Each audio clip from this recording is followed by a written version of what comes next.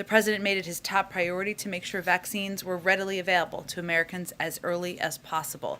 He deployed the National Guard, activated FEMA, and began a smooth process to distribute vaccines to trusted locations like pharmacies and community health centers. He passed the historic American Rescue Plan that ensured we could continue to have the resources needed to expand and accelerate our vaccination campaign.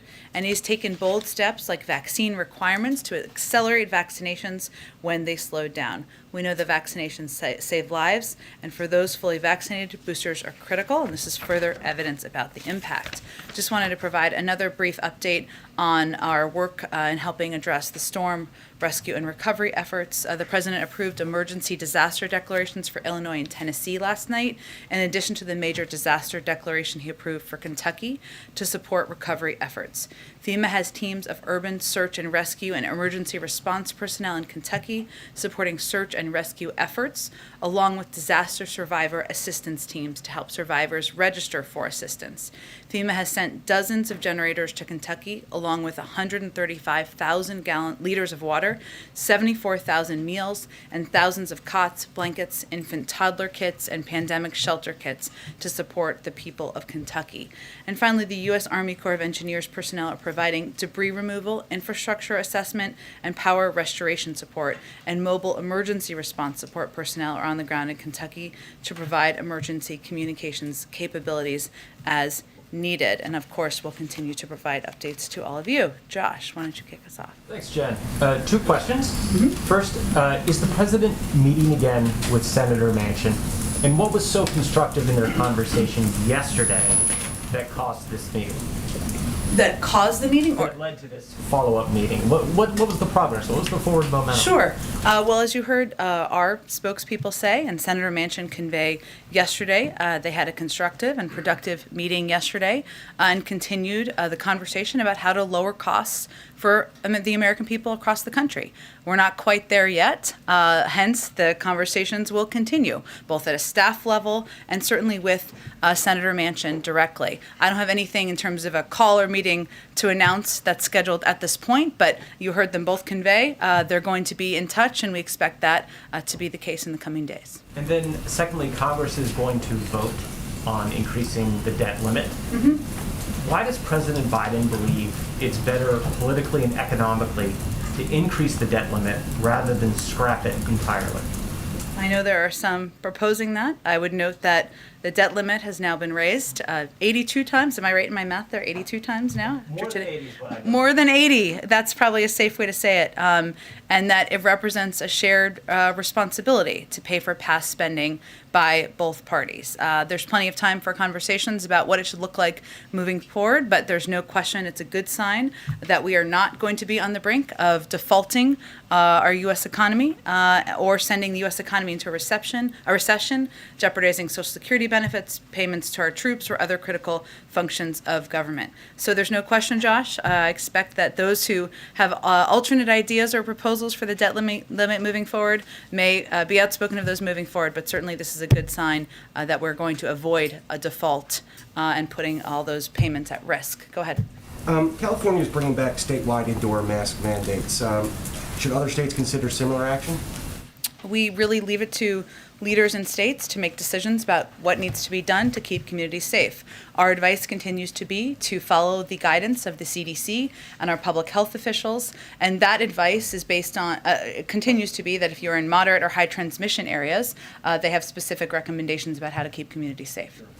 In October, you suggested that Biden was going to speak on the filibuster, and you said in the upcoming week or something along those lines.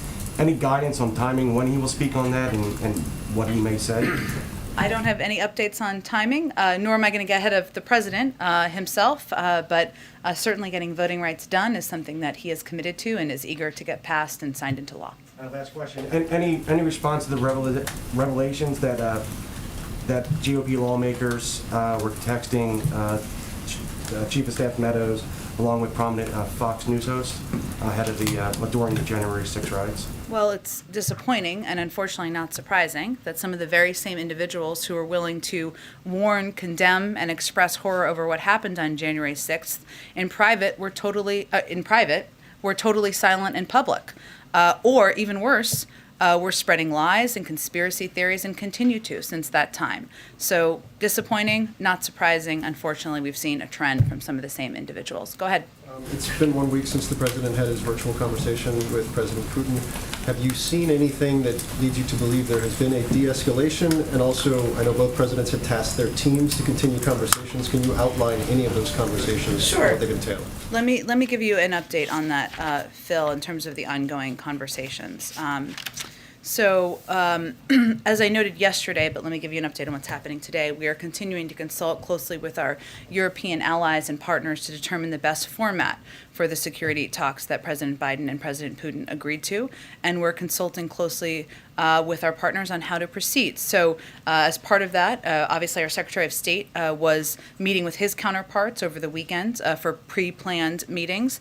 Our Assistant Secretary of State, Karen Donfried, was just in Kyiv for meetings with Ukrainian leaders and to reinforce the United States' commitment to Ukraine's sovereignty, territorial integrity, and discuss the path forward. Today, she's in Moscow to meet with Russian leaders to express our concerns about Russia's escalation of forces surrounding Ukraine and to speak directly with senior Russian officials and underscore our commitment to help resolve the conflict in eastern Ukraine. So those conversations are a reflection of the follow-on that we expected and predicted following the conversations last week. Of course, our objective continues to keep this on a diplomatic path and to lead for that to lead to de-escalation. Have there been any signals of de-escalation, troops pulling out, or signs from Russian officials that they are stepping back to some degree? Again, we're watching this closely. I don't have any updates on that from here, but it is a good sign that there are diplomatic engagements and discussions that are continuing, including with Russian leaders and officials, Ukrainians, and our European partners. And just one quick one on Build Back Better. Is the president kind of in this moment of the mind that the final package will look like whatever can get 50 votes? That's usually how it works, isn't it? Depends on if you have red lines or what you've laid out. I know what your I didn't red mean lines to give you a are. hard time. Yes, look, I think the president is the first to say, having done this as a senator for 36 years, that progress often requires compromise. And you've seen that already to date. What we're talking about now does not look like his original proposal. So there's already been a significant amount of compromise. He's come down in numbers in some of the areas that were in his original proposal. And he's comfortable with that because he knows in order to make progress, compromise can't be treated as a dirty word. We're still in that process now. Now, we're much farther along than we were a month or 2 months ago, but those conversations are continuing, obviously with Senator Manchin yesterday and others as we work to get this bill across the finish line. Go ahead. You know that you've made some progress, but that you're not there yet. Following the conversation with Manchin yesterday, is the president more or less optimistic that you can get there before the end of the year? Well, I'm just going to quote two important players in this effort and what they said yesterday. Leader Schumer said the work is not yet finished, but we're working hard to put the Senate in a position to get the legislation across the finish line before Christmas. And we've seen, we trust his leadership and his efforts to get this done. Senator Manchin said, we're just talking about different iterations. That's all. We're engaged. Let's at least see the bill, see what they write, what's the final print. I would also note, Mary, in terms of the process, that the parliamentarian still needs to rule on components before the bill would go to the floor. So right now, we're right in the thick of it. We're working to get it done. And of course, the president is eager to see it passed into law and signed so that we can give relief to the American people. But I can't make more predictions beyond that. And on the president's trip tomorrow to Kentucky, can you give us any more sort of update or guidance on what he may be doing? Will we be hearing from him? Is the First Lady or any members of Congress going to be traveling with him? So I can confirm that he invited the Kentucky delegation to travel with him. I would leave it to them to convey their travel plans. It's only natural and understandable that some of them may have alternate plans, either to have been there in advance or go later. So we'll leave that to them. And as is standard, we'll provide all of you a manifest list tomorrow. I would say that while the president is there, he will be surveying storm damage firsthand, making sure that we're doing everything to deliver assistance as quickly as possible to impacted areas to support recovery efforts. I can tell you from traveling on some of these trips with the president in the past, often what happens is he will ask leaders directly, what do you need? What are you not getting? And how can we make it faster for you? And then he will get back in the car and he will give an assignment to a staffer and say, get this done. Even me, I don't always know, but I figure it out. So that is how I would expect he will approach this. He's going to be joined by Governor Bashir, Secretary Mayorkas, who was just there, his FEMA administrator, who was just there, will also join him, and he wants those on the ground to know the federal government is there to provide whatever support is needed for them. You'll also see him make brief remarks and provide an update as well, and also engage with people who have been impacted directly by these storms. Just one more thing. Today is the first anniversary of the first shots going into arms last year. I'm wondering if we can get your reaction to something that the Democratic governor of Colorado said last week about the vaccines. He said that this has brought the end of the medical emergency as it relates to the virus. He says those who get sick, it's almost entirely their own darn fault. I'm wondering if the president agrees with that sentiment. I would say those are not the words the president has used or would use. The president believes that his responsibility continues to be providing access, providing information to the American people, even those who are hesitant, even those who did not vote for him, even those who have not yet received a shot, because more people are still getting shots, more people are still getting boosted, and his responsibility is to continue to take steps to protect the American people. So that would be his view. Go ahead, Ed. Another on vaccines. Does the president have any comment on the first group of service members who've been discharged for refusing to get the COVID vaccine? So I know I'd, of course, refer you overall to the Department of Defense. My understanding is that 99% of the Air Force is in compliance. So we're talking about less than 1%, which to us, the story is that it's more than 99% who are in compliance. I would also note, and they can give you more detail on this, but this is at the end of months of counseling and engagement with those not yet in compliance about what is required here. And of course, there were people who were granted exemptions, who applied for those and granted exemptions. As the Secretary of Defense said, the requirement will help ensure readiness, which is what the American people expect from their armed forces, and we're certainly encouraged by the high level of compliance from the department. Last night, a federal appeals court upheld the ruling that required the administration to reinstate the Remain in Mexico border policy. Yeah. Do you know if there's any plan for the administration to file an appeal to the Supreme Court to finally settle once and for all whether this policy still needs to exist? Well, you know where we stand from a policy standpoint on this. We believe it's ineffective, inhumane, and the Secretary of Homeland Security has conveyed multiple memos in that regard, which is, of course, consistent with the president's view.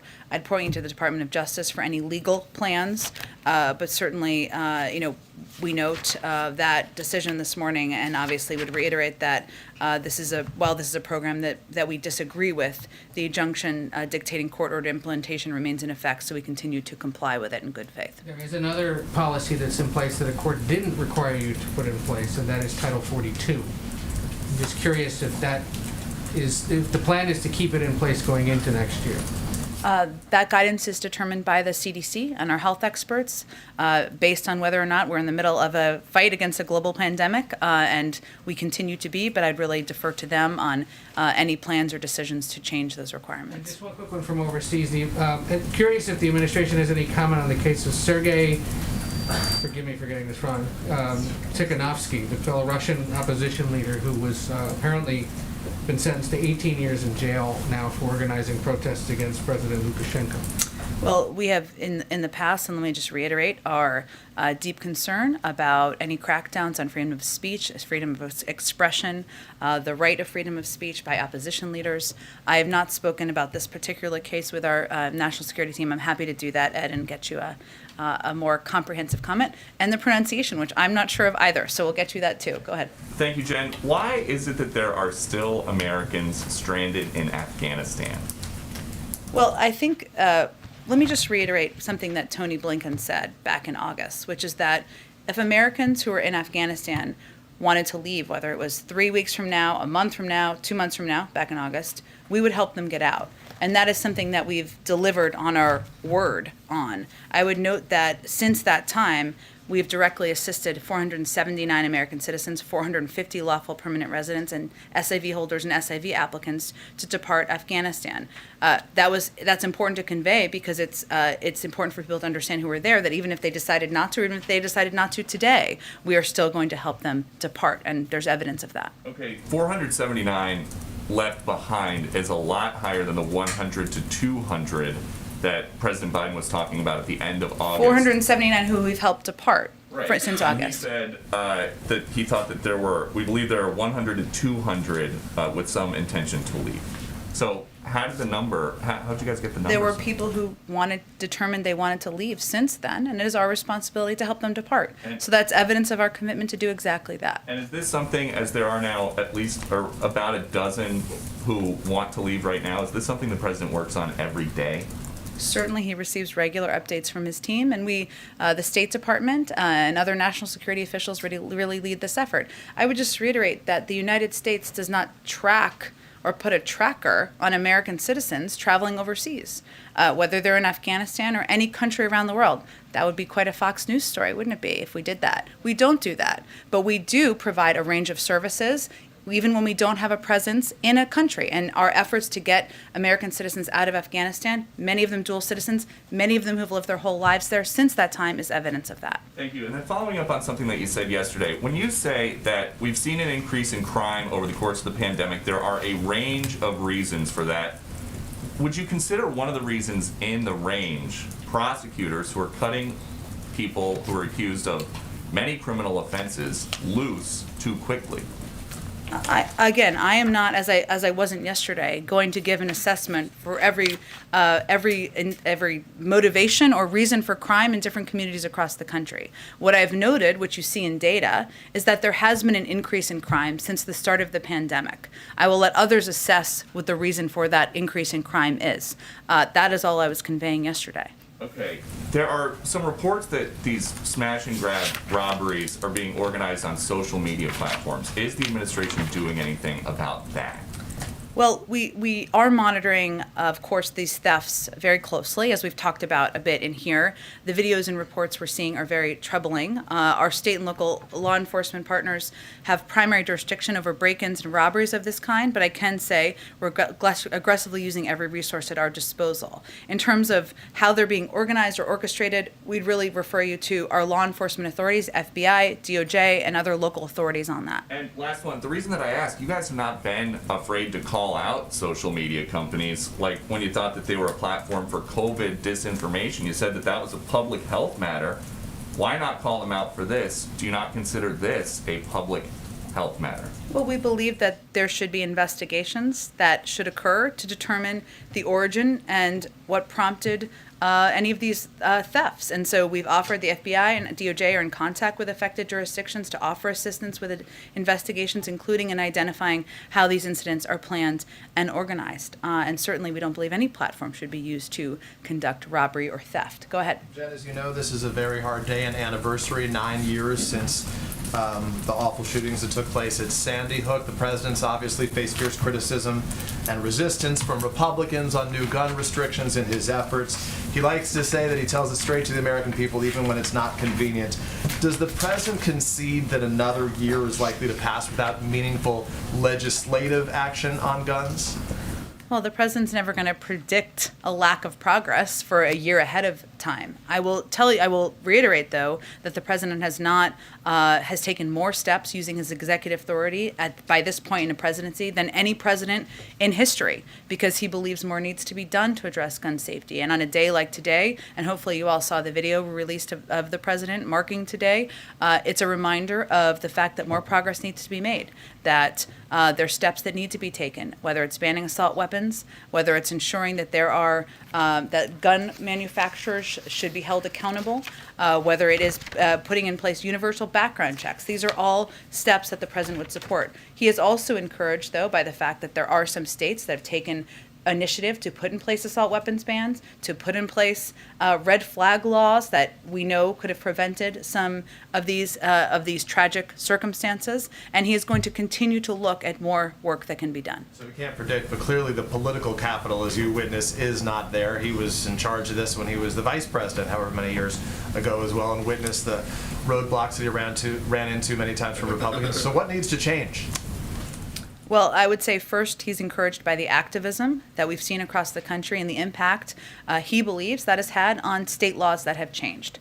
I would also note that he has not waited, and he has taken steps to rein in the proliferation of ghost guns, better regulation of stabilizing braces, encouraging states to adopt laws, as I noted, and he's going to continue to press and encourage action on existing legislation, the Violence Against Women Act, for the requirement of background checks and gun sales, and even Build Back Better, which of course we're talking about and trying to get it signed. That would invest $5 billion in evidence-based community violence initiatives. So his interventions. He's going to continue to look for ways to make progress, even as there is obstruction by some in Congress. Last quick one, he head to an in-person fundraiser tonight. I can't think of the last one that he's done. This may be the first one in the course of his time in office. You can tell me if there's another that I'm missing here. As we're speaking about in-person events, just because a lot of people look to the White House for sort of guidance on these things as an example, what is the White House's position on holiday parties taking place here? How are you guys handling that? Have you changed your position? Are they not happening? What are you doing differently?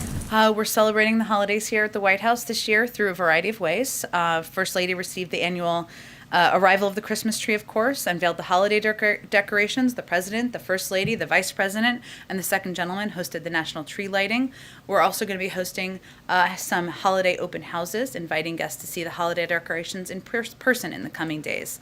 Of course, we're going to continue to implement COVID protocols, so it doesn't look exactly like it has always looked here, but we are going to continue to celebrate, to embrace the holiday season, and look for ways we can do that. Go ahead. Thanks, Jen. On January 6th, has the President taken the time to personally review any of the records of his predecessor on that day? Well, this is really something that's done primarily through the White House counsel's office, as should be appropriate. Can you tell us that the public schedule that you guys put out last night's rather thin today? What is the President doing today? Well, let's see. The President has 2 local interviews he will be doing later this afternoon. He has a number of internal meetings with senior members of his staff that have happened throughout the course of the day today, his presidential daily brief, and I believe there's some mayors who are visiting today as well. What's the purpose of the meeting with the mayors? It's not a meeting with the President with the mayors. They're here. I'm not going to get ahead of it beyond that, but he has a full schedule today. Go ahead. Thank you, Jen. I wanted to follow up on guns. In California, Sure. Governor Newsom is pursuing a proposal that would allow private citizens to sue anyone who manufactures, sells, or distributes assault weapons in the state.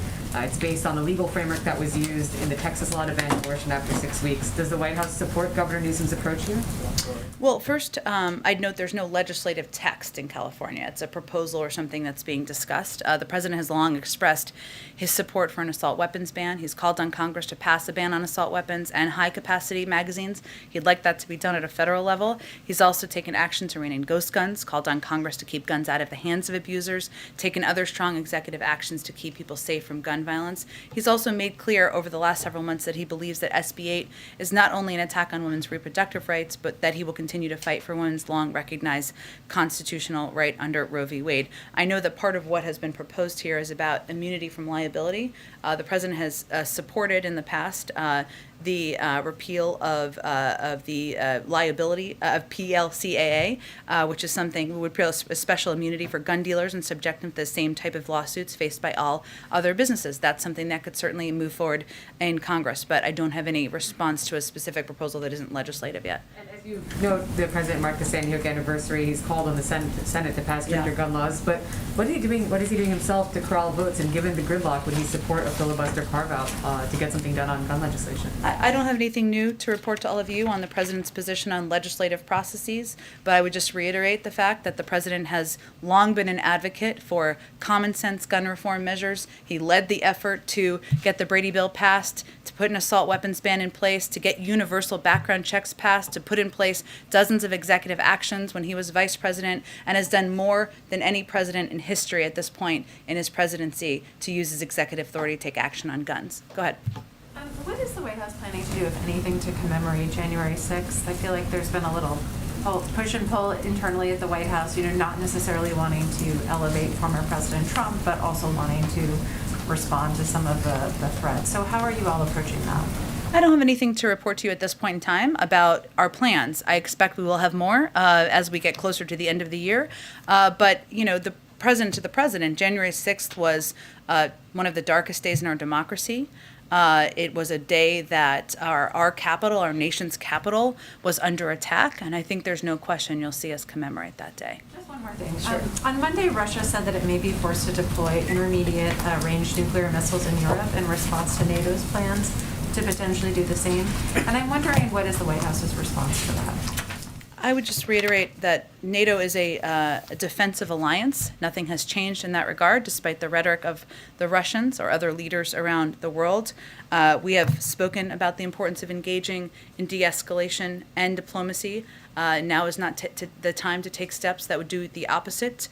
So we remain focused on diplomacy, on engaging with our NATO partners, engaging with Europeans, engaging with the Ukrainians and the Russians, as I just outlined we are doing even as we speak.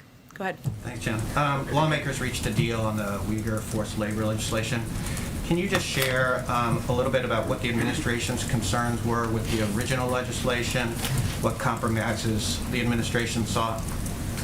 I certainly understand the question, but I don't think I'm going to get into the details of the legislative behind-the-scenes discussions. Our effort is to often provide technical assistance to ensure that that bills are implementable. But if the president will sign the bill, we have been clear that we share Congress's view that action must be taken to hold the PRC accountable for its human rights abuses and to address forced labor in Xinjiang. We've already taken action on the global stage in that regard, leading an effort that G7, putting in place financial sanctions and global Magnitsky visa restrictions, and I think that's evidence of our commitment to this. On travel restrictions for South Africa and some of the neighbors, given the widespread transmission in Europe and Omicron cases in the U.S., any update that you can provide on when the administration may modify or even lift those restrictions? Well, the country-based restrictions were intended to be temporary to buy time, not longer-term restrictions. And as we said at the beginning, we're going to look at a range of data, including our own. That process is still ongoing, and we're watching 3 areas closely: vaccine effectiveness, transmissibility, and severity. And we'll continue to adapt our approach to travel restrictions as more data comes in. I don't have any update today on the timing, but certainly, again, just to reiterate, our intention is not for these to be permanent, and we're evaluating when we can lift them. Can I ask one more question Sure. on student loans? I think you said last week that you were working on a plan to help students pay. But what about President Biden's campaign to forgive or cancel $10,000 in student debt? Pardon me. What is the message to those people who feel that he's yet to follow through on that promise? If Congress sends him a bill, he's happy to sign it. They haven't sent him a bill on that yet. Go ahead. Thanks, Jen. 2 questions. First one on Kentucky. When the president travels tomorrow, he's going to be going to a region that voted overwhelmingly for former President Trump. He said yesterday he wants to be a source of comfort when he's there. Can you talk a little bit about how he prepares to go to what seems like it's going to be the most conservative area of the country that he's traveled to as president? And does it make it harder to be that source of comfort given how much polarization and political division we're seeing at this moment right now? No, I think the president looks at people through the tragedy they're experiencing, the heartache they're feeling at the loss of life, the loss of their homes, questions many people are raising, I know, about whether they can build back from this storm that's impacted their communities. He looks at them as human beings, not as people who have partisan affiliations. And in his heart, he has empathy for everything that they're going through. And the message he's going to send to them directly and clearly tomorrow is, we're here to help. We want to rebuild. We are going to stand by your side, and we're going to help your leaders do exactly that. So no, I wouldn't say it's hard to prepare. I would say the president just wants to send a clear message and stand by people in these communities as they're going through this difficult time. And then secondly, just to follow up on Peter's question about the holiday parties, I know you said it's going to look a little different than it has. Does that mean the president is foregoing the sort of traditional parties that presidents host for members of Congress and others? And if so, is that due to a specific reason? Is it the new variant? Is it the state of the pandemic and infections in general? What is that sort of different kind of holiday schedule? Well, as I touched on a little before, it's more we're going to be having some open houses, which a range of people will be invited to those open houses, have the opportunity to see the decorations and see the East Wing decorated and the Christmas tree that the First Lady welcomed just a few weeks ago. Obviously, we're still in the middle of a pandemic. We're still taking precautions as it relates to large events, big visitors, etc. Go ahead. There are several progressive groups and lawmakers who are increasingly vocalizing the idea that high inflation is being driven by corporate greed, including companies with high profits, some of whom have met at the White House with the president in recent months. Does the president endorse that idea? Does he think that corporate greed is the big driver of inflation right now? Well, Well, I think that the president thinks the way people across the country, American families, digest inflation is by price increases. And if you look at industry to industry, it's a little different. So, for example, the president, the Secretary of Agriculture have both spoken to what we've seen as the greed of meat conglomerates. That is an area where people go to the grocery store and they're trying to buy a pound of meat, 2 pounds of meat, 10 pounds of meat. The prices are higher. That is, in his view, and the view of our Secretary of Agriculture, because of, you could call it corporate greed, sure. You could call it jacking up prices during a pandemic. There are other areas where we've seen increases because of supply chain issues, and we're seeing those increases around the world as it relates to gas prices, oil supply, and things along those lines. So I would say there's some areas where we have seen corporations profit from the pandemic, and certainly the president would agree with that component. I don't know the full context of all of their remarks. And then, somewhat related, when the president was interviewing candidates, including his eventual selection for the Fed chair, did he express any preferences about the path of interest rates or tapering or any other monetary policy in the coming months? He certainly defers to the independence of the Federal Reserve and the chair in any engagements he has with them. Go ahead. Thanks, John. The supermarket chain Kroger announced it will stop giving paid leave to unvaccinated workers if they get COVID. Is this an approach that the White House supports? What's your response to that? We know different private sector companies and entities are going to take different steps to incentivize people to get vaccinated, to keep their employees safe and their workforce safe. But I don't have any further. It's not a recommendation, not a policy we're putting out there from the federal government. Does the White House support private companies imposing penalties like insurance surcharges or other methods to try to get people vaccinated? That's not something we have put out from the federal government. But again, we're not going to comment on every single policy made by every private sector entity. And just a quick follow-up on the debt limit. What do you say to Americans who see this as yet another example of Congress kicking the can down the road? Well, I would say that in what way? I'm not sure who is saying that. It until 2023, but it's going to come up again right after the midterms. What do you say to people who say we're just going to be having the same conversation a little bit over a year from now? I'm not sure what American person is saying that or is concerned about the debt limit, but maybe there is somebody you've met on the street. I don't know, but I will say that our view, the president's view, is that this has been done in a bipartisan way. The American people shouldn't be worried about whether or not elected officials are doing what they should do and raising the debt limit to make sure we're covering bills that have already been incurred, which I think is sometimes a misunderstanding out there. We're not talking about future spending or the size of the Build Back Better package. I'm not saying you're suggesting that at all. And that, I think the president would convey that this is something that should just be done in due course, as it's been done more than 80 times, to quote Josh, in the past, and that it shouldn't be something that consumes weeks, months of time. It should be done because we want to avoid default. We want to ensure people are getting their Social Security benefits, that retirees are being paid, military, and that there's no risk to the U.S. economy. Go ahead. So with regard to Russia, you've said several times that you and the president and allies are working to move this towards diplomacy. But when Jake was in the briefing room last week, he said a couple times, the way to assess whether there's progress is seeing changes in the facts on the ground along the border. It's been a week. He said you look for that within a matter of days. Has the administration seen any changes with regard to the presence of Russian troops on the border? I don't have any additional assessments. We obviously watch that closely from here to make from the podium. But what I think it's important to note is what we're working to prevent or deter, which is the invasion of Ukraine by Russia, right? And we are looking to continue these diplomatic conversations to deter that and send very clear message through a coordinated meetings, engagements with our European partners that there would be significant and severe consequences should they move forward. So how long, I guess, is the administration willing to accept the current status quo? Because I know there's a red line if Russia invades Ukraine. But what if the troop numbers just sort of stay the same at the border indefinitely? I know you're looking to see some movement from Russia. How long is the current situation tenable? I'm not going to give you a timeline from here. We're obviously engaged in daily conversations with Europeans, with Russians, with Ukrainians, and conveying exactly what we think should happen here to de-escalate the situation on the ground. But I'm not going to give you a timeline or a deadline from here. Go ahead.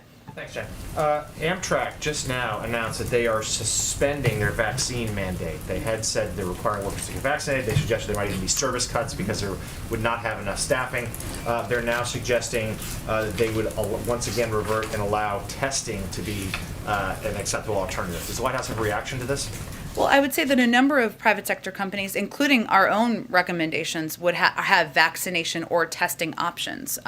The last data I saw was that 96% of Amtrak employees had been vaccinated. That's a pretty high number. So I guess they're talking about the remaining 4%, and they're trying to work to ensure that there are adequate employees on the job. I would also note that I know there was some reporting last week about delays, potential Amtrak delays, which I think they attributed to issues outside of the vaccination requirements and not that. So the last data I saw was 96%. Certainly vaccination or testing is something we have been recommending from the federal government, so I don't think we have any concern. I know that's a subject near and dear to the president's heart. Yeah, One more sure is. from overseas.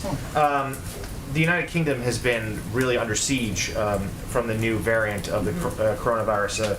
There's been dire warnings from the Prime Minister, the new restrictions put in place. Can you talk about whether there's been increased consultation between administration officials here and their counterparts in the UK about what they're seeing with this new variant, and any plans for conversation between the President and the Prime Minister? I don't have any conversation between the President and the Prime Minister to predict, although we certainly remain open to leader engagement, as does the President, if that's what his team is recommending at this point. We do have regular consultations with health officials from around the world, whether it's European countries, the United Kingdom, countries in Africa, about what we're seeing as it relates to this variant, because different countries have different data. We're using some of that data and assessing some of that data, even as we have our own, and some countries are ahead or behind where we may be. So those consultations are primarily happening between health officials, but they are ongoing and are an important part of our assessment and our preparations here. Go ahead in the middle. Thanks, Jen. Two quick questions. The first with Dr. Fauci's brief statements about the potential for additional boosters. Do we know what longitudinal data Pfizer's collecting to determine what the impact of increased frequency of vaccines may have on our health? So just so I understand your question, are you asking about what a booster, what data we are relying on on why a booster would help? On the data that what Pfizer is collecting to talk about the frequency of the shots that we're now talking about. So you have the first set and now you have this one. But is there any data, do we know about the study that they're collecting, information that they're collecting? To get a third shot or to something different? About the impact that it will have on our health. The number of shots that we're getting. I'm sorry, I'm not totally understanding your question, but we have our own data. We assess that the CDC and and other health officials in the U.S. government, they consult closely with Pfizer, with Moderna, with all of these pharmaceutical companies to ensure that they're looking at their data as well. And we, of course, they make recommendations whenever they think there needs to be an additional shot. So they made a recommendation about the efficacy of boosters. That is something we have seen provide additional protection from the Delta variant, which is still the predominant variant. And we also, and you've seen Dr. Fauci say, that provides additional protection as it relates to the Omicron variant as well. We haven't made any change in terms of what, at this point, fully vaccinated means, but Dr. Fauci's has also said, that it's not a matter of if, but when. The second question is the president planning any clemency grants before Christmas? I know we haven't heard anything in about 2 months. He was saying that the White House was reviewing commutations for those on home confinement. Is there any update? Let me check with our counsel's office and see if there's any update. I know we've talked about this before and his intention of using clemency, but I don't have any update on the timeline of that. Go ahead. Thanks, Jen. A couple quick ones for you.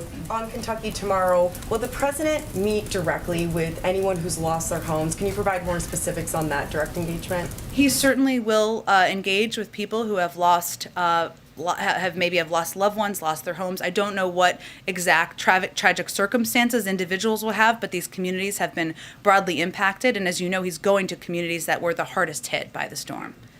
And then on the expanded child tax credit, does the White House have a backup plan if Build Back Better does not pass this week to make sure that those payments continue to be made into the new year? Well, our intention and our hope is certainly to get Build Back Better done. I think if you're asking me if the child tax credit could be peeled off I think if that's what you're asking me. Others were asking me this yesterday.